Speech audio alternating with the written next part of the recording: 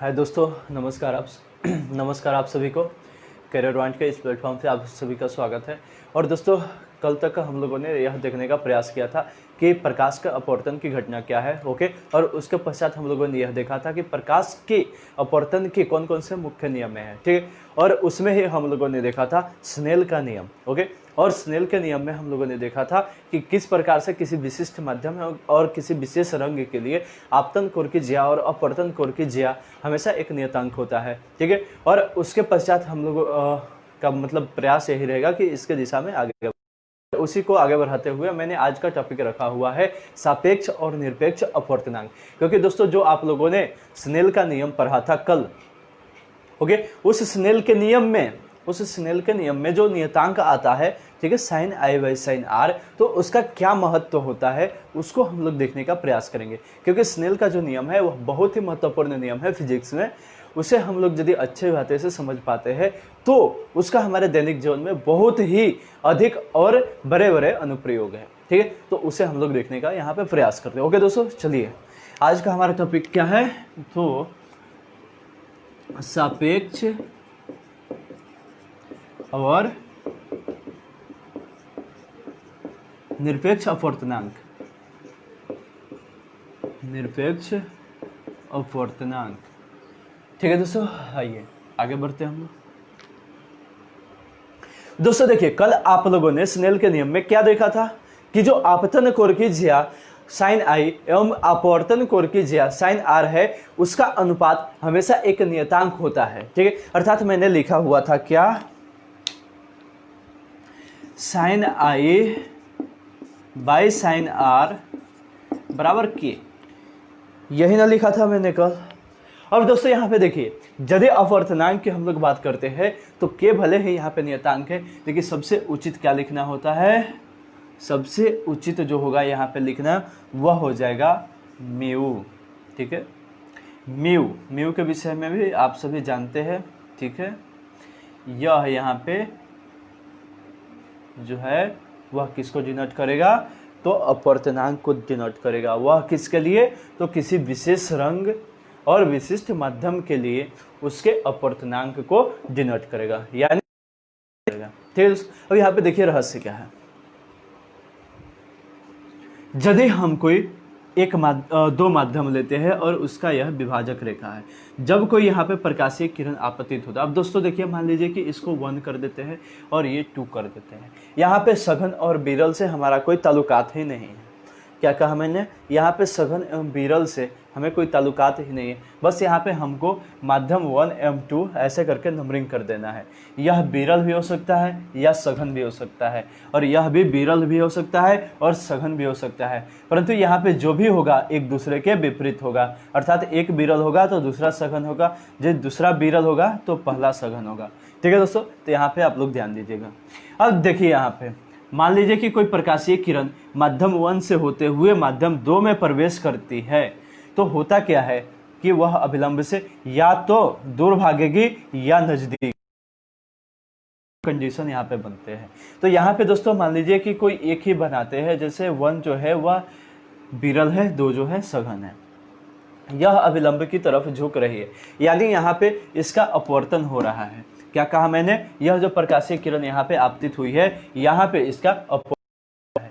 और जो इसका अपवर्तनांक होगा, ठीक है, यह जो अपवर्तन हो रहा है यहाँ पे, तो इस अपवर्तन की क्रिया के दौरान जो घटना हुई है, ठीक है, ठीक है, जो घटना हुई है जिसके आधार पे यह क्रिया संपन्न हुई है, वह अपवर्तनांक होता है। और वह जो अपवर्तनांक होगा, ठीक है, यानी जो अपवर्तन की घटना होती है यहाँ पे, उसी को हम लोग अंकिक रूप में जो सूचित करते हैं वही हमारा अपवर्तनांक होता है, ठीक है, वही हमारा अपवर्तनांक होता है। अर्थात हमें जानकारी मिल जाती है अपवर्तनांक से कि कोई प्रकाशीय किरण जब इस माध्यम से किसी मतलब विशेष माध्यम में प्रवेश करेगी तो उसका अपवर्तनांक कितना होगा, अर्थात वह कितना झुकेगी या कितना दूर भागेगी, इसका हम लोग को पता चल जाएगा। या अपने मार्ग से कितने डिग्री कोण पे वह विक्षेपित होगी, यह भी हमें इससे पता चल जाता है, ठीक है।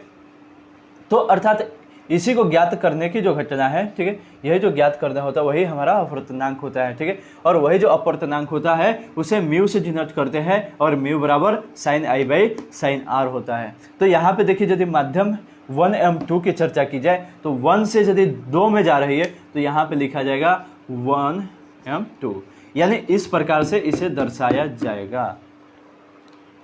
अर्थात यहाँ पे ध्यान दीजिए, एक बार फिर से आप लोग कोशिश करिए इसे समझने का कि यदि माध्यम 1m2 की चर्चा की जाए अपवर्तनांक निकालने के लिए, तो उस स्थिति में जो हमारा अपवर्तनांक होगा म्यू, ठीक है, उस म्यू को कुछ इस प्रकार से डिनोट करेंगे, अर्थात 1 म्यू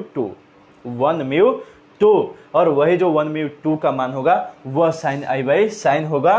कब? यदि अपवर्तन कोण r एवं आपतन कोण I हो तब। यहाँ पे एक बात और ध्यान दीजिएगा, एक बात आप सभी यहाँ पे यह ध्यान दीजिएगा, ठीक है, यहाँ पे मान लीजिए कि 1 2 न हो करके यहाँ पे वाटर, ठीक है, और यहाँ पे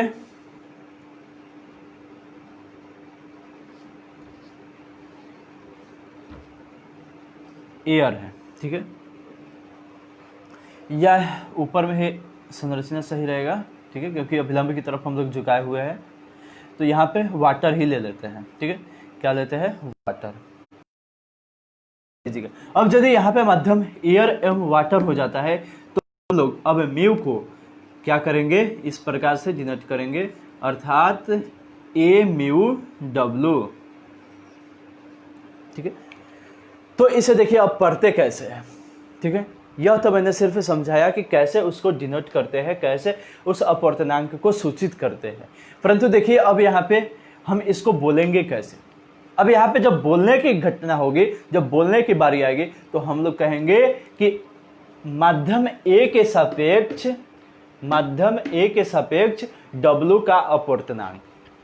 तो दोस्तों क्या कहा मैंने? माध्यम ए के सापेक्ष W का अपवर्तनांक, अर्थात वायु के अपेक्षा जल का अपवर्तनांक। ठीक है दोस्तों, फिर से रिपीट कर रहा हूं इसे।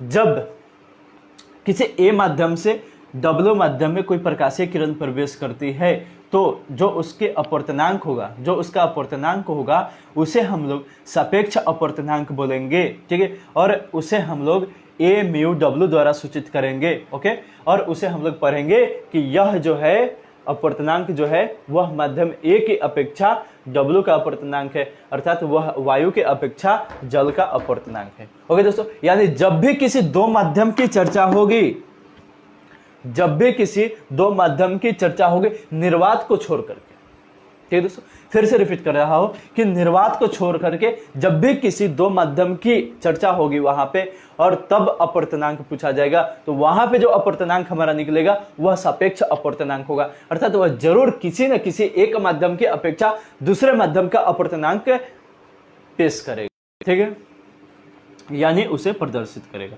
ओके, अर्थात जब भी हम किसी दो माध्यम के यहाँ पे चर्चा करेंगे, दो माध्यम को लेंगे या तीन माध्यम को लेंगे या चार माध्यम को लेंगे, बशर्ते कि उसमें हमें निर्वात को नहीं लेना होगा, तब जो हमारा अपवर्तनांक निकल करके आएगा वह एक माध्यम की अपेक्षा दूसरे माध्यम का अपवर्तनांक होगा, और उसी अपवर्तनांक की घटना को हम लोग सापेक्ष अपवर्तनांक कहेंगे, अर्थात एक की अपेक्षा दूसरे का। सापेक्ष का मतलब क्या होता है? एक की अपेक्षा दूसरे का, अर्थात वायु की अपेक्षा जल का, जल के अपेक्षा कांच का, ठीक है, कांच के अपेक्षा जल का, या कांच के अपेक्षा वायु का, अर्थात ऐसे कर करके जो हम लोग एक दूसरे के सापेक्ष अपवर्तनांक का मान निकालते हैं, अपवर्तनांक की घटना होती है, उसी को हम लोग सापेक्ष अपवर्तनांक कहेंगे। क्या कहेंगे? सापेक्ष अपवर्तनांक कहेंगे। ओके, अगली घटना को अब दोस्तों यहाँ पे ध्यान दीजिएगा, बहुत ही समझने वाली बात है। यहाँ यह तो मैंने बोल दिया कि एक माध्यम की अपेक्षा दूसरे माध्यम का अपवर्तनांक, और उसे कैसे डिनोट किया जाएगा? ए म्यू डब्ल्यू द्वारा। परंतु यहाँ पे दोस्तों देखिए कभी कभी होता क्या है कि तीन माध्यम भी क्रिएट हो जाते हैं, तीन माध्यम भी क्रिएट हो जाते हैं। जैसे ये हो गया ए यानी एयर, ये हो गया वाटर, और यहाँ पे हम लोग लेड, ठीक है, यानी एल। लेड माध्यम हो गया, शीशा का माध्यम हो गया, कांच का माध्यम हो गया। अब देखिए दोस्तों यहाँ पे तीन माध्यम है, वायु, जल एवं कांच। अब यहाँ पे जो अपवर्तनांक होगा, ठीक है, यहाँ पे जो अपवर्तनांक की क्रिया होगी, जैसे ए के अपेक्षा, जैसे ए के अपेक्षा जल का अपवर्तनांक, ठीक है, उसके बाद हम लोग लेते हैं जल के अपेक्षा कांच का अपवर्तनांक, ठीक है, उसके बाद हम लोग लेते हैं कांच के अपेक्षा वायु का अपूर्णांक। अब दोस्तों यहाँ पे ध्यान दीजिए, अब देखिए यहाँ पे आप लोगों ने पढ़ना तो सीख लिया, यानी किस प्रकार से इसे सूचित करते हैं वो तो सीख लिया। जैसे ए की अपेक्षा वाटर का यानी जल का अपूर्णांक निकालना है तो हम लोग कैसे बोलेंगे, ए की अपेक्षा यानी ए म्यू डब्ल्यू, ए की अपेक्षा जल का अपूर्णांक। देखिए दोस्तों बहुत ही सिंपल है, इसे समझ लीजिएगा तो कोई परेशानी नहीं होगी। क्योंकि होता क्या है कि जब भी एग्जाम्स में कोई क्वेश्चन आता है न्यूमेरिकल बेसिस होता है और उसमें इस प्रकार के कोई भी मतलब देखने को मिलता है, जैसे ए म्यू डब्ल्यू लिख दिया होगा तो हम लोग हैरान हो जाते हैं कि भैया ये क्या है, ऐसे अंक दिया रहता है तो हम लोग बना देते, ये भला जब संकेत दिया है तो हम लोग इसे कैसे बनाएंगे, कोई समझ में नहीं आता है। तो यदि आप लोग यहाँ पे देखे रहिएगा तो आप लोग को कोई परेशानी नहीं होगी, क्योंकि यदि एस्थेटिक्स में कहीं सिग्मा दे दिया होता है तो हम लोग की तो आफत ही पड़ जाती है। ठीक है, अब हम लोग उसे लेकर के ढो ही नहीं पाते हैं, उसे सॉल्व भी नहीं कर पाते हैं, क्योंकि जैसे सिग्मा आता है अब सिग्मा को देख करके हमें हैरानी हो जाती है कि अब इसे हम लोग कैसे सॉल्व करें। तो हमें यदि पहले से जानकारी होती है कि सिग्मा का मतलब कुछ ज़्यादा कुछ नहीं होता है, सिंपल उसका मतलब होता है, यहाँ मैं चर्चा नहीं करूँगा उसका मतलब, एक उदाहरण दे रहा हूँ। अर्थात यदि सिग्मा आ जाता है किसी क्वेश्चन में तो बच्चे उसको छोड़ ही देते हैं। तो मैं ठीक उसी भांति इसको समझाना चाह रहा हूँ कि यहाँ पे यदि इसे अच्छी भांति से समझे रहिएगा, जैसे ही आपको कहीं ए म्यू डब्ल्यू लिखा हुआ मिलेगा तो आप समझिए कि उसका मतलब होगा कि ए माध्यम की अपेक्षा डब्ल्यू माध्यम का अपूर्णांक। ठीक है, और म्यू वह अपूर्णांक को सूचित करता है और ए एवं डब्ल्यू माध्यम को सूचित करते हैं। ए पहले माध्यम को सूचित करता है जिधर से प्रकाशीय किरण आपतित होती है, और डब्ल्यू उस माध्यम को सूचित करता है जिसमें आपतित किरण अपवर्तन के बाद गुजर जाती है, यानी जिससे आपतित किरण होकर के गुजरती है। तो देखिए यहाँ पे 3 माध्यम मैंने क्रिएट किया, पहला एयर, दूसरा वाटर और तीसरा लेड। ठीक है, और उसी को मैंने यहाँ पे लिखा है, पहले को लिखा है A W, A mu W अर्थात ए की अपेक्षा डब्ल्यू का अपूर्णांक, दूसरा लिखा है डब्ल्यू की अपेक्षा एल का अपूर्णांक, और तीसरा लिखा ए का, यानी फिर से रिपीट कर रहा हूं, वायु की अपेक्षा जल का अपूर्णांक, जल की अपेक्षा कांच का अपूर्णांक और कांच की अपेक्षा वायु का अपूर्णांक।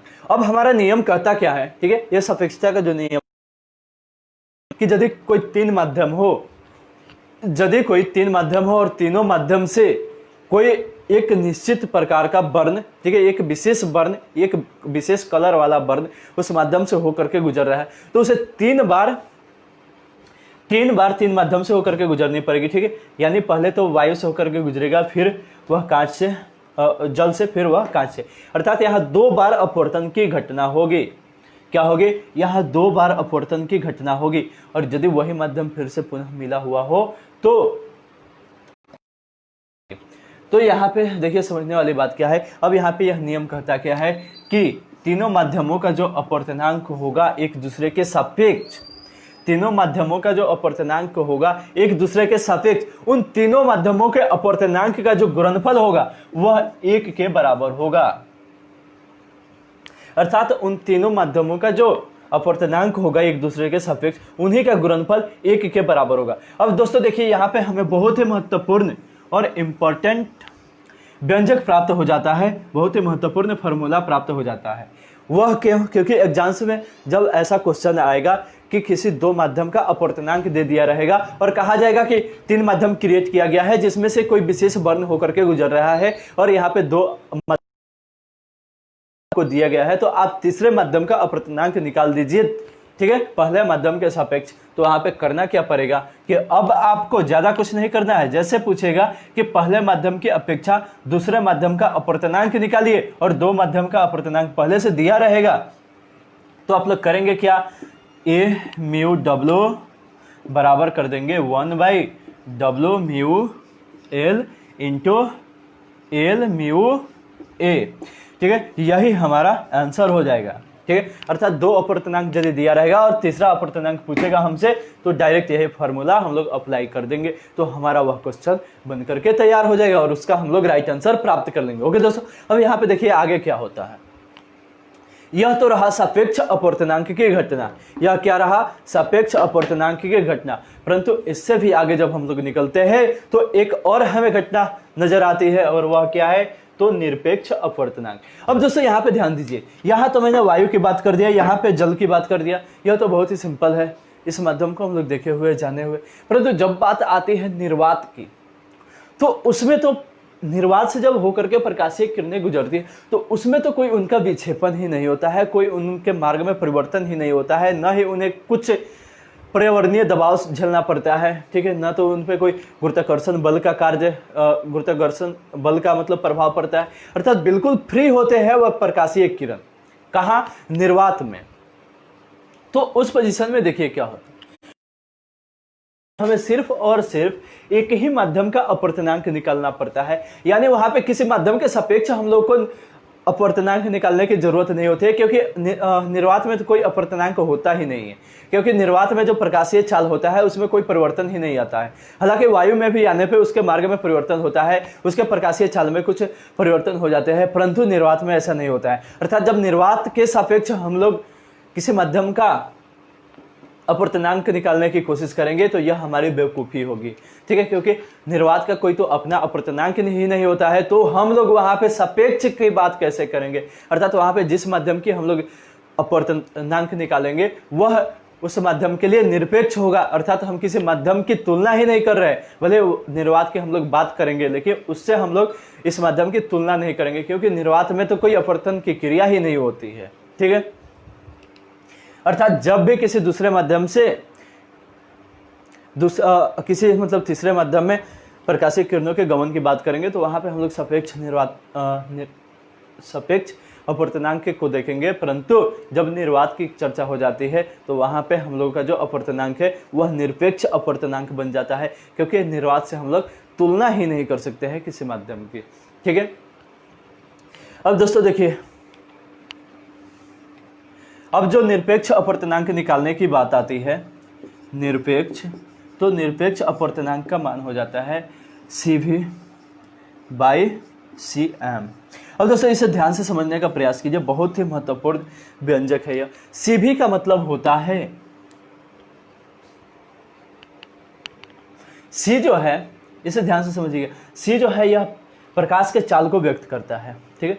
यहाँ जो मैंने C लिखा है यह प्रकाश के चाल के विषय में लिखा है, और V जो है यह वैक्यूम को सूचित करता है, और M जो है वह मीडियम को सूचित करता है। अर्थात CV मैंने लिखा है अर्थात वैक्यूम में प्रकाश की चाल, यानी निर्वात में प्रकाश की चाल, और जो मैंने CM लिखा है वह हो गया किसी माध्यम में प्रकाश की चाल, हो गए। अर्थात जब भी किसी निरपेक्ष अपवर्तनांक निकालने की घटना होती है तो हम लोग निर्वात में प्रकाश की वेग तथा किसी जिस माध्यम का निरपेक्ष अपवर्तनांक निकालने की कोशिश किया जाता है या प्रयास किया जाता है उस माध्यम में उस प्रकाश के चाल के अनुपात से उसे सूचित करते हैं। जैसे मान लीजिए कि आएगा कि जल का अपवर्तनांक क्या है, जल का निरपेक्ष अपवर्तनांक क्या होता है, जल का निरपेक्ष अपवर्तनांक क्या होता है, तो सबसे पहले हम लोग लिखेंगे CV, अर्थात निर्वात में प्रकाश का चाल बटा जल में प्रकाश का चाल, अर्थात CV/CW लिख देंगे।